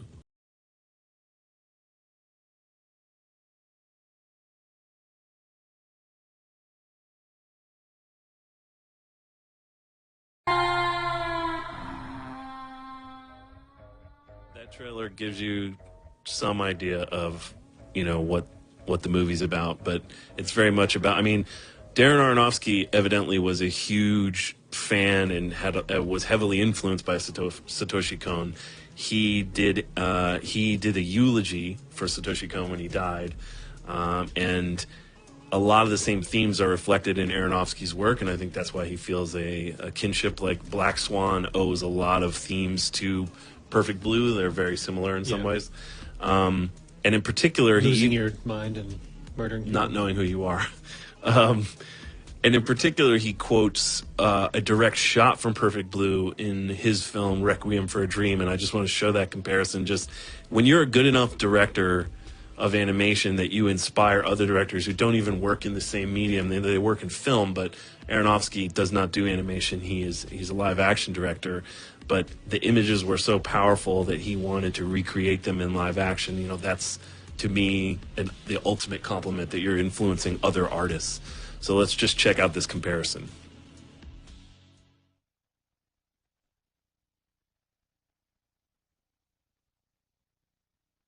So, Two moments full of joy. Yeah, I mean, Satoshi Kon's work was often pretty serious, although Tokyo Godfathers is basically a comedy. It's about 3 homeless men in Tokyo, but it's a comedy, and it's not, again, each of his movies were very different, even though they shared the same themes. So yeah, Satoshi Kon, a legend.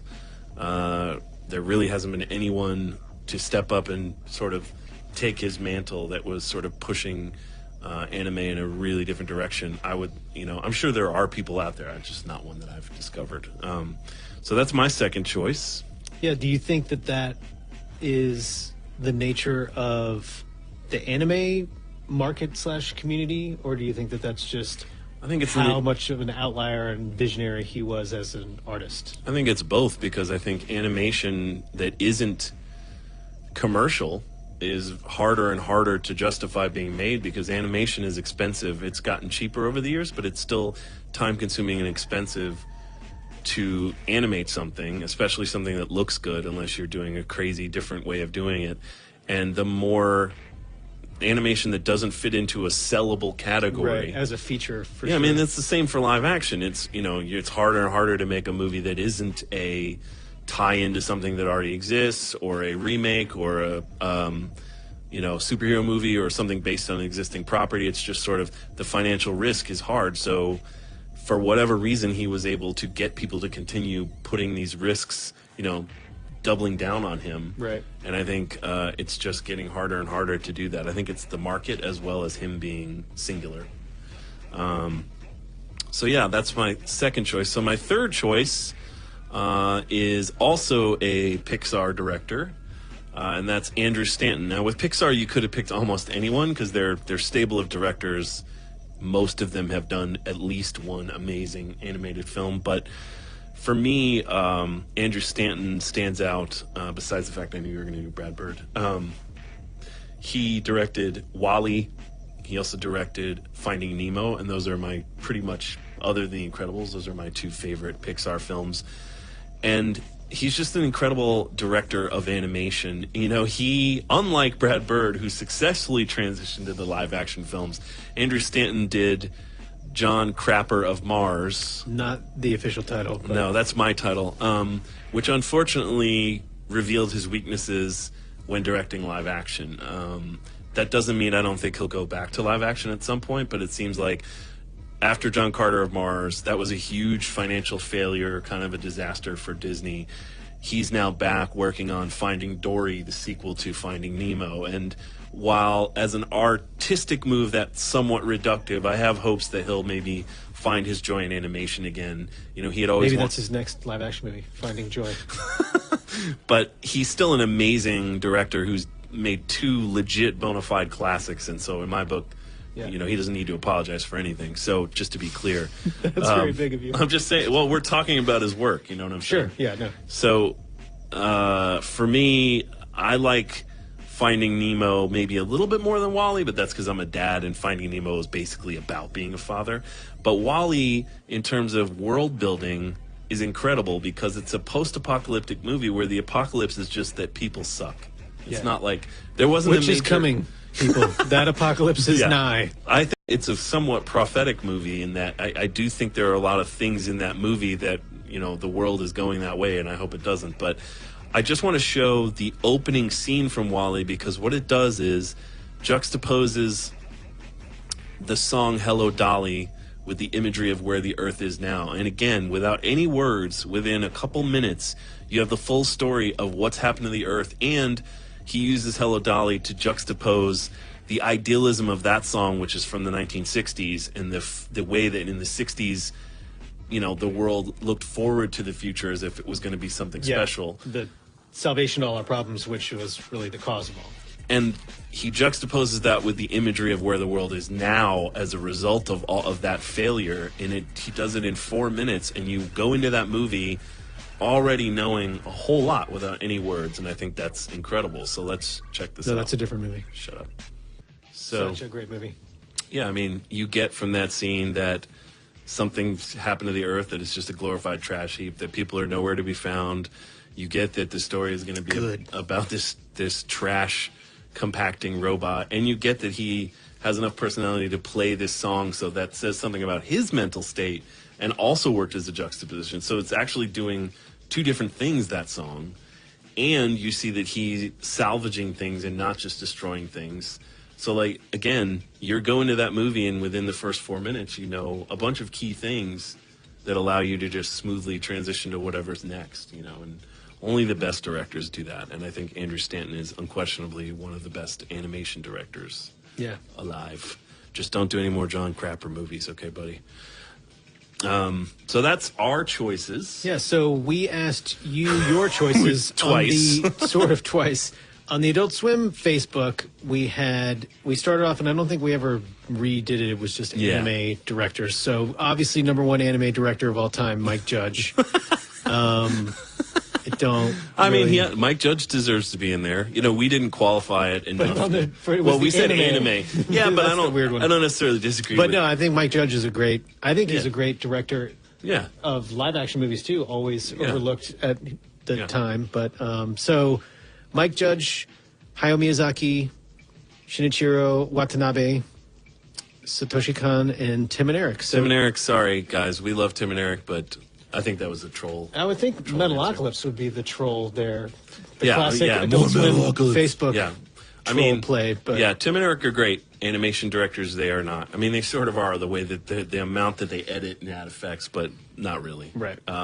So the Toonami Facebook page, where we posted this twice once we expanded the question. Yeah, so it was anime and then changed to animation, which definitely changed people's But still votes. Mike Judge, I love it. I mean, Bruce Timm #1, Miyazaki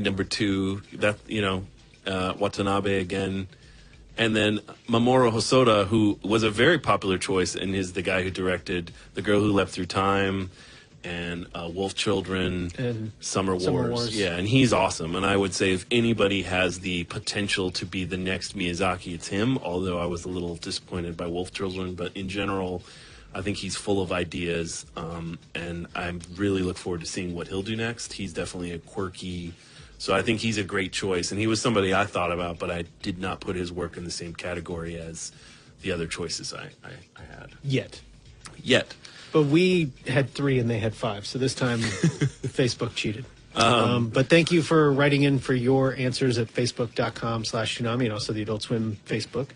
So this is the time of the show where we show our upcoming goodie for Toonami that'll run inside this week's Toonami. Sneak peek! Sneak peek time. And so this week's sneak peek is a music video that Johnny Ray edited that sort of was born out of another spot that's going to be coming in the next few weeks, so we can talk a little bit more about that later on. But as he was looking for specific themes for another spot, he realized, I've got a pretty sweet music video here, and cut it really quickly and was really great. It was like, I have a music video here, and it was not one that we were planning on. So this is going to be airing in the first commercial break of DBZ Kai this weekend. So if you don't want to see it here, I don't know why you're watching this show. Look away. This is our sneak peek for the music video for this week.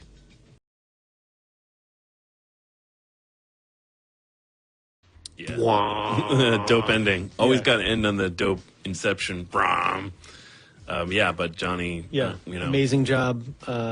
Not our sort of typical music video that we normally do. Yeah, but Johnny's, I think later, this era of Toonami, Johnny Ray, he has moved into doing more music videos that are just music video, like the one we did to the Burial Song, which, they're not necessarily a big theme. It doesn't, well, no, I just meant in terms of, normally not formula, but the plan is end on a bunch of ass kicking and a triumphant note, and this was not that. So it was more of a cliffhanger kind of cut. And I love Kill la Kill, so ending with that. So Yeah. no problem for me. So nice job, Johnny Ray. You will let you work another week. So see the company store and fill out your paycheck.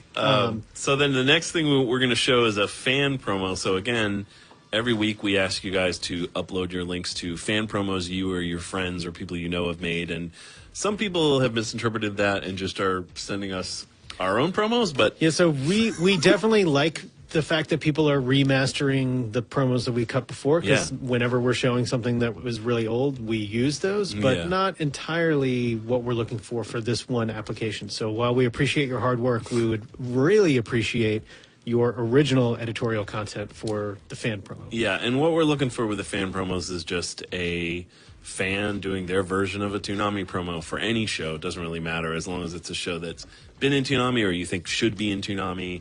You know, obviously not necessarily something like a Spider-Man movie or whatever. But so this week's is from a guy named Caboose Jr., who is somebody that actually is one of those people we were talking about who re-uploads all our stuff in HD, and we really appreciate all of his hard work. But he made a promo. I didn't even know it was him until after I watched it, actually. But he made a promo for a show called Future Diary, which we have not aired on Toonami, but it really feels like a Toonami promo. He uses Toonami music and just it's very well edited. So this time we're going to show an actual fan promo and not one from our own editor like we did last week.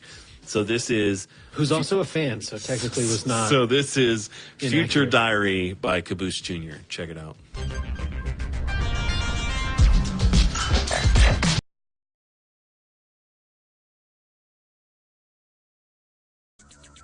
I haven't seen Future Diary, but that makes me want to watch it. Totally. And I always thought it was Future Diary, but I guess it's The Future Diary. I don't know. We might be wrong. But either way, Future Diary, good promo, Caboose, congrats. And if you guys want to submit your friends or your fan promos, please do so at facebook.com/Toonami. We will ask for one every week, and we will attempt to show one every week because we love that we have a community of fans who continue to make promos of their versions of promos for Toonami shows. And sometimes our own employees. So the last thing we have is a pretty great segment from Steve Bloom, the voice of Tom. His segment is called The Bloom Room. Bloom Room. So this past weekend was Star Wars Celebration, which, if you guys don't know, is a yearly convention held basically in celebration of all things Star Wars. Lucas is usually very much involved in it in terms of Lucas, the company, not necessarily the man, although he's been there many times. They will often premiere new things. So out of this year's celebration was really big because you got the trailer for the upcoming Star Wars film J.J. Abrams is directing. You got a whole bunch of new information about other Star Wars films, the anthology films they're producing, all kinds of other stuff. So, like, even more than normal, there was a massive fan, you know... The Battlefront game. Yeah, the Battlefront game. I mean, this year was a pretty great year for celebration. So Steve Bloom is the voice of a character on Star Wars Rebels, which is a XD show that basically is directed by Dave Filoni, who did the Clone Wars series that ran on Cartoon Network and Inside Toonami, and we're fans of. I mean, Rebels is a great cartoon. So Steve was there in his capacity working on Rebels, and he gave us he sent us a little video of basically his time at Celebration. So check it out. Hey, Toonami faithful. I'm here at Star Wars Celebration as a special guest. I'm going to take you guys inside. It's a beautiful Friday night. I just got into town. I've never been to one of these, so you're going to discover it with me. Here we go. Making new friends. Sandcrawler tread. Full size. Really?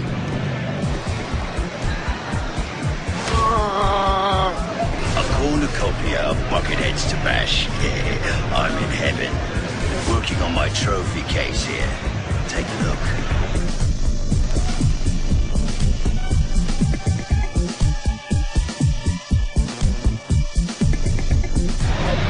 Someday we'll be in my living room with heads. For those of you who don't know, I play this guy. His name is Zeb Aurelios on Star Wars Rebels. Monday nights at 9 on Disney XD. That's the show. That's why I'm here. Anyway, so they made some pretty big maquettes of our characters. There's Sabine, Ezra. This is Hera. You don't need to know about him. All right, his name is Chopper, and he's a pain in my... I know, kid show. And that's my buddy Kanan right there. And we're going to be doing a big panel and a screening tomorrow, so I'm going to take you with me to that too. Must resist urge to bash. Oh, it's so hard. And then there's this. Hey, Toonami faithful. So we're in the cart on the way to the first event, on the way to the panel here at Star Wars Celebration. And so it begins. Yeah, what she said. This is dangerous. So we're backstage here. Look who's here. Look at these faces. I got back a clone, but I lost that. Say hi, Keone. Want to be on TV? Say hi. Look who's there.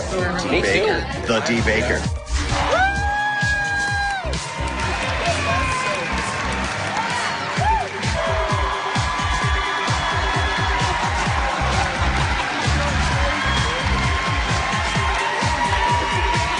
So it's signing time with the Rebels. Signing time with Rebels. Right, look at these beautiful people. Say hello, guys.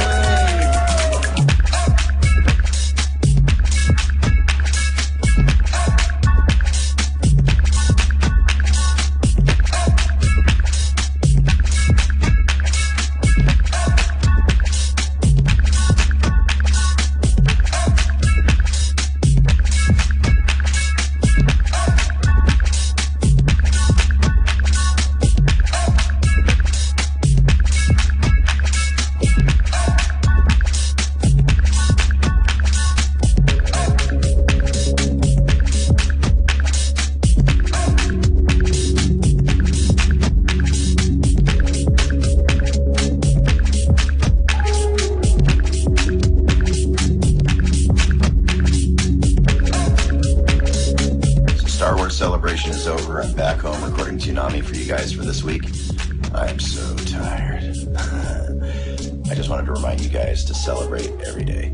And I'll see you on next week's Preflight. Peace. May the Force be with you. Tired, he might have meant hungover. Maybe just tired. Maybe adult tired. Well, thank you, Steve, for doing that. That was awesome. And, obviously Star Wars, I'm a Star Wars nerd, so I thought it was really cool. Chewbacca pimp robe. Yeah. The moment that thing was sweet.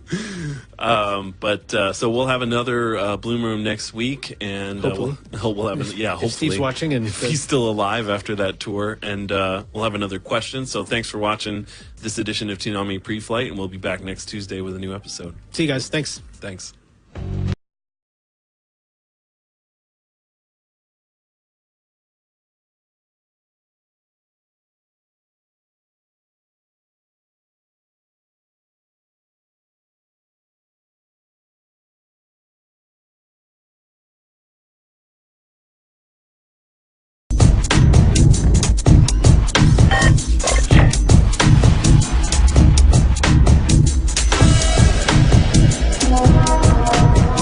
Our 8th episode of Toonami Preflight in our brand new studio, which you may or may not be able to tell any difference sitting at home, but Jason and I are now side by side instead of sort of lap in lap. Yeah, and as Gil did not say, that's Gil. I'm Jason. Hello, that's Jason. I'm Gil. And today on Preflight, we're going to talk about Inuyasha, the final act. We are going to talk about our question of the week, which proved not to be very popular. The question of the week was, who is your favorite sidekick? And nobody really seemed to care, not as much. Yeah, it was, I think, well, we'll get into it later on, but it's just... Something in the nature of sidekicks. Yeah, I think it's just sort of like this guy. It was a sidekick question to the main questions. And then we'll have a sneak peek of our special goodie for the week, which is going to be a Hotline Miami review. Spoiler alert. And we're going to show a fan promo and hear from Steve Bloom and Dana Swanson, the voices of Tom and Sarah. So full show today. Without further ado, why don't we kick it off with Inuyasha, the final act, which is currently airing Saturday nights at 1:30 a.m. and is doing well. Yes, particularly well this past weekend. And Inuyasha has always kind of done well on Adult Swim in general. So I think... So should we show the promo? We made a promo for the final act when we started broadcasting it. Yeah. Whatever, 6 months ago? Yeah, last year. 18 weeks ago, I guess, because we're about to show episode 19. So let's run that promo, and then we can talk a little bit about the history of Inuyasha. Inuyasha itself, and then where we are in the show. Say all good things come to an end. We say, to hell with that. Join Inuyasha, Kagome, and the rest of the gang as they battle the evil demon, Naraku. Quest, find the last shards of the Shikon Jewel, or die trying. Toonami is proud to present Inuyasha, the final act, is the way the world ends. Only Toonami on Adult Swim. I like the ending. Yeah. I like the ending of that. Yeah, so I wrote that script for the final act, but watching that promo, I think we could have run that promo at any point during Inuyasha's story run. Yeah. So Inuyasha, let's give people who may be not familiar with Inuyasha a brief sort of history of Inuyasha and the history of Inuyasha on Adult Swim. So Inuyasha was created in 1996 by Rumiko Takahashi, who created Ranma, one of my favorite anime. And it ran for a long time, like 12 years. The manga did. And the anime, I think, premiered in 2000 and ran for 167 episodes, the original Inuyasha. And then... The first act. Yeah, and then ended... And then they decided to basically finish the story, because the anime kind of ends just like ends. And when the manga wrapped up, Viz went back and created this final act, got the original voice cast, not in America, but the original voice cast in Japan, and basically finished out the story with a 26-episode, final arc that they called Inuyasha the Final Act, which is what we're running now. But Adult Swim had aired Inuyasha for a long time, from 2002 to 2013. Because we made the original Adult Swim action promos for Inuyasha when it came on. Way back, yeah. Because that was originally, many people asked, was Inuyasha supposed to be a Toonami show? And of course it was one of those shows that certainly could have been. Yeah, I mean, when Adult Swim Action launched, basically a lot of those shows were deals that had been made for Toonami, but they were shows that were sort of more on the adult end of the spectrum that would have needed a degree of editing. And when Adult Swim Action was created, it was like, oh, well, here's a place where we don't have to edit the shit out of these, and we can edit that out, put them on the air.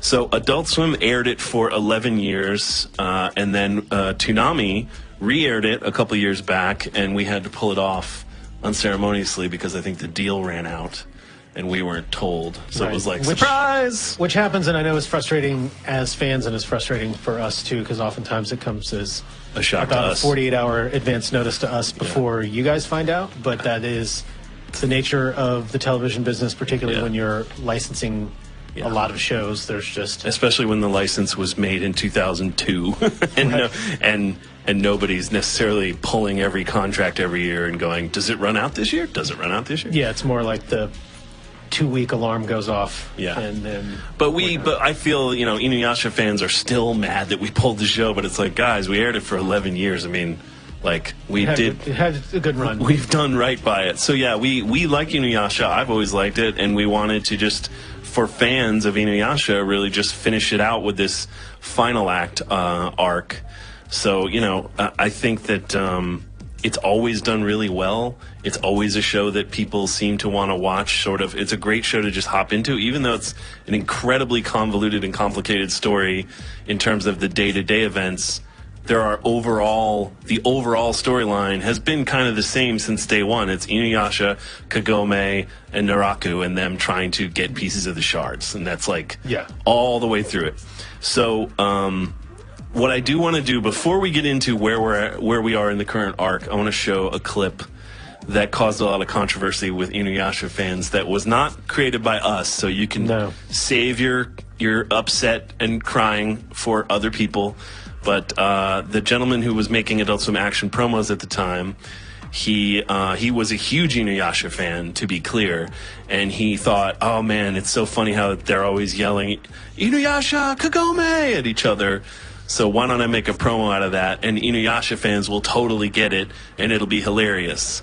And some of those things were true, and some of them were not. Yeah, but instead, a lot of people felt like Adult Swim was making fun of Inuyasha, which I don't get how you arrive from, they're going to air a show for 11 years, but they actually hate the show. Like, that doesn't make sense. I get that bumps make fun of anime fans sometimes, jokingly. But I mean, the Adult Swim proper, or however you want to say that, like the rest of the Adult Swim, I don't think that anyone gets mad when, I mean, the bumps make fun of other people, they make fun of Adult Swim itself, they make fun of shows, they make literally fun of everything. And yeah. that's sort of the point, is that there is no sacred cow that can't be made fun of. Right. But particularly, I guess, because of whatever slight in the past, perceived slight in the past, anime always feels like whatever that joke is, see, I told you they were against us all this time. Maybe it's basic conspiracy theorists at work think it is. in the anime community.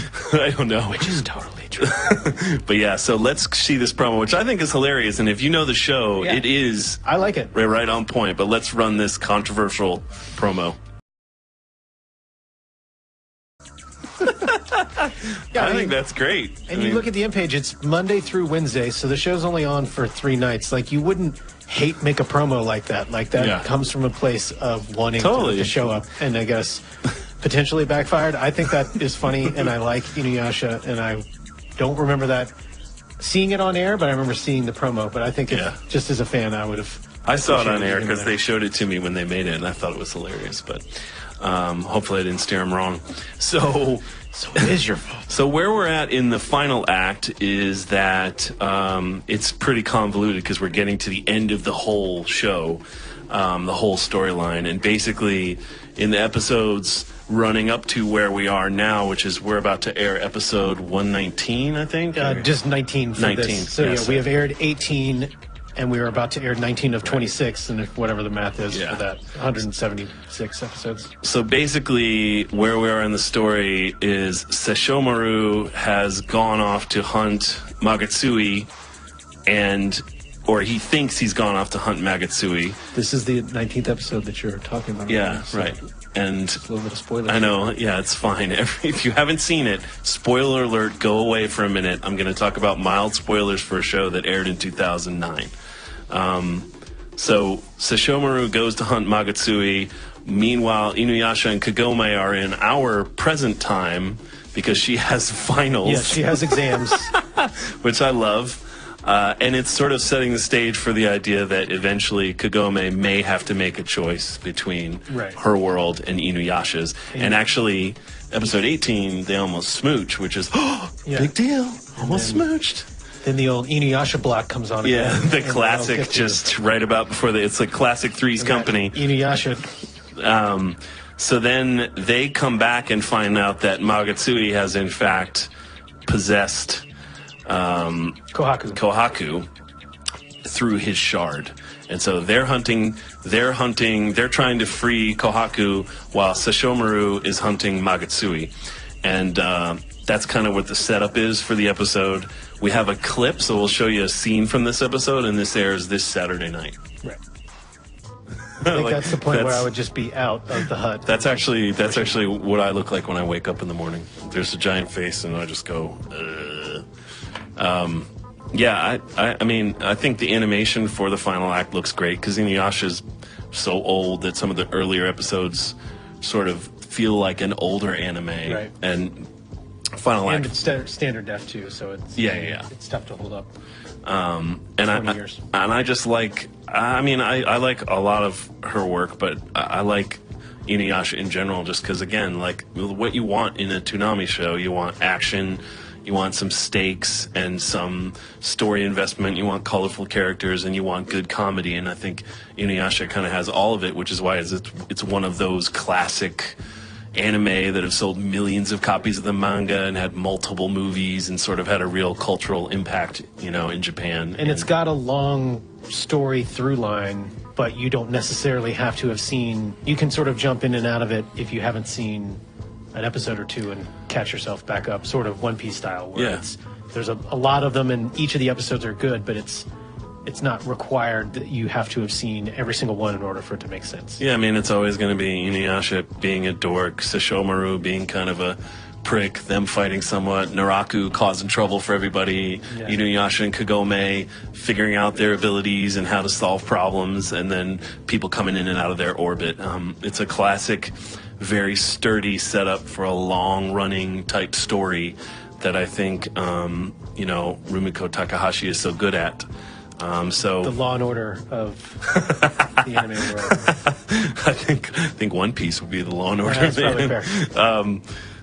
So yeah, that's it. That's all I think I have to say about Inuyasha. Do you have any? Yes. So Inuyasha, in case thoughts? you're not currently watching, Saturdays at 1:30 a.m. and there's about 7 more in our final act run. So don't miss it because it's about to actually really change. It's about to explode. Well, let's move on to our question of the week. Yeah, which is, what's your favorite sidekick? Which there were a lot of people who responded, but it wasn't to the level of some of the other questions. Yeah, it's not something people feel passionate about. By the nature of particularly anime shows, there's just not necessarily a wide range of sidekicks. I think it was potentially the sort of sticking point.